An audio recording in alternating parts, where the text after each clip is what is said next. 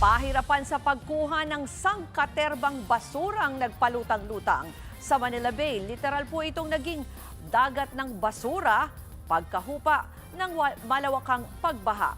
At live mula sa Parañaque, may Express report si Gary De Leon. Gary, nakikita ko ongoing itong pagtatanggal ng mga basura dyan. Ano ba ang assessment? Gaano katagal yan para tuluyang malinis?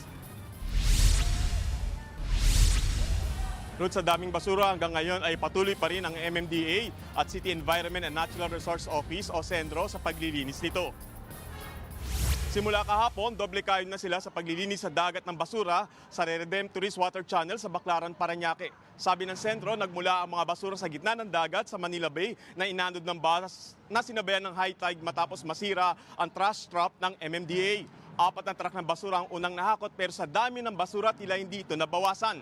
Ngayong araw, umabot na sa 34 truck ng basura ang nahakot ng sentro at MMDA o 111 metric tons. Tumulong na rin ang MMDA at ginamit ang floating backhoe para makuha ang mga basura. Habang ang mga tauhan ng sentro lumusong na sa dagat at mano-manong nililinis ang mga basura. Tumulong na rin sa paglilinis ang MMDA tupad. Sa panayam ng frontline sa umaga kay MMDA General Manager Nicolas Torre III, sinabi nitong hindi kinaya ng kapasidad ng trash trap o yung harang ang dami ng basura. Pakinggan natin ang kanyang paliwanag. Ang pinakadahilan talaga yung ating may mga kababayan talaga tayong ginagawa ng basurahan ang ating mga waterways. Ang trust trap kasi, parang tali lang yan na glorified tali lang yan na may nilalagay tayong mga pampigil ng basura na pag habang nagpo-flow, dyan lang hanggang dyan lang siya. Pero pag malakas ang tubig at dumami ang basura na yan, bibigat ng bibigat, puputulin niya yung trust trap na yan.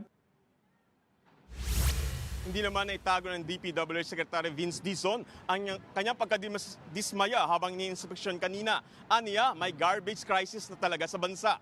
Ayon kay Dizon, target nilang malinis ang lugar sa loob ng 1 linggo. Pakinggan natin ang kanyang pahayag. Talagang ako, sasabihin ko na garbage crisis na talaga to. Yung basura talaga is one major factor sa pagkaklag ng mga waterways natin. Kailangan tudukan na natin to once and for all. Hindi na pwede itong dekada na itong ganito eh. Ruth? Gary, itong mga nakokolekta nila na truck-truck na basura, saan daw yan dadalhin at paano itatapon? Sabi Ruth, dadalhin daw ang manakong basura sa Barangay La Huerta Transfer Station bago itatapon sa sanitary station sa San Mateo, Rizal. Balik sa iyo, Ruth. Yan po ang Express Report ni Gary De Leon live mula sa Parañaque.